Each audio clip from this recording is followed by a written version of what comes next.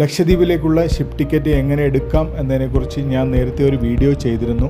അതിലൂടെ ടിക്കറ്റ് എടുത്തവർക്കും ഇനി എടുക്കാൻ പോകുന്നവർക്കും ഉപകാരപ്രദമാകുന്ന മറ്റൊരു വീഡിയോയുമായിട്ടാണ് ഇന്ന് വന്നിരിക്കുന്നത്. ടിക്കറ്റ് ലഭിച്ചതിന് ശേഷം നമ്മൾ നിർബന്ധമായും ചെയ്യേണ്ട ഒരു കാര്യമാണ് വെബ് ചെക്ക് ഇൻ. എങ്ങനെയാണ് വെബ് ചെക്ക് ഇൻ ചെയ്യേണ്ടതെന്നും ബോർഡിംഗ് പാസ് എങ്ങനെയാണ് എടുക്കേണ്ടതെന്നും ഞാൻ ഈ വീഡിയോയിൽ കൂടി കാണിക്കാം. ടിക്കറ്റ് എടുത്തതിന് ശേഷം വെബ് ചെക്ക് ഇൻ ചെയ്യാത്ത പക്ഷം നിങ്ങളുടെ ടിക്കറ്റ് ഓട്ടോമാറ്റിക് ക്യാൻസലേഷൻ സംഭവിക്കുകയും അത് മറ്റൊരാളുടെ പേരിലേക്ക് മാറ്റപ്പെടുകയും ചെയ്യും. അതുകൊണ്ട് വെബ് ചെക്ക് ഇൻ നിങ്ങൾ നിർബന്ധമായിട്ടും യാത്രയ്ക്ക് മുമ്പ് ചെയ്തിരിക്കേണ്ട ഒരു കാര്യമാണ്. വെബ് ചെക്ക് ഇൻ ചെയ്യുന്നതിനായി നിങ്ങളുടെ യൂസർ ഐ ഡിയും പാസ്വേഡും ഉപയോഗിച്ച് അക്കൗണ്ട് ഓപ്പൺ ചെയ്ത ശേഷം ഈ റൈറ്റ് കോർണറിൽ കാണുന്ന മൈ ബുക്കിംഗ്സ് എന്ന ഓപ്ഷൻ സെലക്ട് ചെയ്യുക.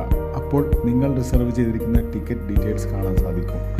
അതിന് നേരെ പച്ച കോളത്തിൽ വെബ് ചെക്ക് ഇൻ എന്ന ഓപ്ഷൻ നിങ്ങൾക്ക് കാണാൻ സാധിക്കും. അതിൽ സെലക്ട് ചെയ്യുമ്പോൾ നിങ്ങൾ എടുത്തിരിക്കുന്ന ടിക്കറ്റിലെ പാസഞ്ചർ ഡീറ്റെയിൽസ് കാണാം. അതിൽ നിങ്ങളുടെ പേരിന് നേരെ ഇടത് സൈഡിലുള്ള കോളത്തിൽ ഒരു ടിക്ക് മാർക്ക് കൊടുത്ത ശേഷം പ്രൊസീഡ് ചെയ്യുക. അതിന് നേരെ താഴെ ബാഗേജ് നിയമങ്ങൾ കൊടുത്തിട്ടുണ്ട്. അത് എന്തൊക്കെയാണെന്ന് നോക്കാം. ഓരോ യാത്രക്കാരനും പരമാവധി 4 ബാഗുകൾ വരെ കൊണ്ടുപോകാം. ബാഗുകളുടെ ആകെ തൂക്കം താഴെ പറയുന്ന പരിധിയിൽ കൂടാൻ പാടുള്ളതല്ല.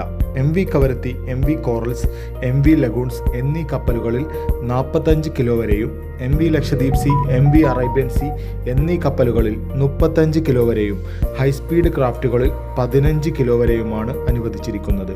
അധികമായി ബാഗേജ് അനുവദിക്കുന്നതല്ല. യാത്ര തുടങ്ങുന്ന സമയത്ത് നിങ്ങളുടെ ബാഗുകൾ പരിശോധിക്കുന്നതാണ്. അതിനാൽ തൂക്കത്തിൻ്റെ കാര്യത്തിൽ കൃത്യത പാലിക്കുക. അതിനുശേഷം ഈ കാണുന്ന ഇൻ്റർഫേസിൽ നിങ്ങളുടെ കയ്യിലുള്ള ബാഗിൻ്റെ എണ്ണം എൻ്റർ ചെയ്യുക. വലതുവശത്തുള്ള കോളത്തിൽ നിങ്ങളുടെ ബാഗേജിൻ്റെ തൂക്കം എത്രയാണോ അത് കാണിക്കുക. അതിന് താഴെ കൊടുത്തിരിക്കുന്ന പ്രധാനപ്പെട്ട നിബന്ധനകൾ കൃത്യമായിട്ട് പാലിക്കുക. സാധുവായ ഗവൺമെൻറ് തിരിച്ചറിയൽ രേഖ അഥവാ ID കാർഡ് യാത്രയിൽ നിർബന്ധമായും നിങ്ങളുടെ കൈവശം ഉണ്ടായിരിക്കണം. കപ്പൽ പുറപ്പെടുന്നതിന് കുറഞ്ഞത് 4 മണിക്കൂർ മുമ്പെങ്കിലും ബോർഡിംഗ് ടെർമിനലിൽ എത്തിച്ചേരണം. ഒരിക്കൽ ചെക്ക് ഇൻ ചെയ്തു കഴിഞ്ഞാൽ മാറ്റങ്ങൾ അനുവദിക്കില്ല. നൽകിയിട്ടുള്ള വിവരങ്ങൾ കൃത്യമാണെന്ന് ഉറപ്പുവരുത്തുക.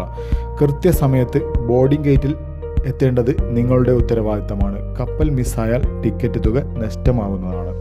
ചെക്ക് ഇൻ പൂർത്തിയായ ശേഷം റീഫണ്ട് നൽകുകയോ ടിക്കറ്റ് വീണ്ടും അനുവദിക്കുകയോ ചെയ്യില്ല. സുരക്ഷയ്ക്കായി എപ്പോഴും ജീവനക്കാരുടെ നിർദ്ദേശങ്ങളും ടെർമിനൽ മാർഗനിർദ്ദേശങ്ങളും പാലിക്കുക. ഡിക്ലറേഷൻ്റെ താഴെ അഗ്രി ടേംസ് ആൻഡ് കണ്ടീഷൻസ് എന്നുള്ള ഭാഗത്ത് ടിക്ക് മാർക്ക് കൊടുത്ത് സബ്മിറ്റ് ചെയ്യുന്നതോടെ നിങ്ങളുടെ ചെക്ക് ഇൻ പ്രൊസീജിയർ അവസാനിക്കും. അടുത്ത പേജിൽ നിങ്ങൾ യാത്ര ചെയ്യാനുള്ള ബോർഡിംഗ് പാസ് ഡൗൺലോഡ് ചെയ്യാനുള്ള ഓപ്ഷൻ കാണാം. അതിൽ ക്ലിക്ക് ചെയ്യുമ്പോൾ നിങ്ങളുടെ ബോർഡിംഗ് പാസ് ഡൗൺലോഡായി വരും. ഇതോടെ ഈ വീഡിയോ ഇവിടെ അവസാനിക്കുകയാണ്. വീഡിയോ മാക്സിമം നിങ്ങളുടെ വേണ്ടപ്പെട്ടവർക്ക് ഷെയർ ചെയ്യുക. IRCTCയുടെ കൂടുതൽ അപ്ഡേറ്റുകൾക്കായി ചാനൽ സബ്സ്ക്രൈബ് ചെയ്യുക. നിങ്ങളുടെ അഭിപ്രായങ്ങളും സംശയങ്ങളും കമൻ്റായി രേഖപ്പെടുത്തുക. നന്ദി.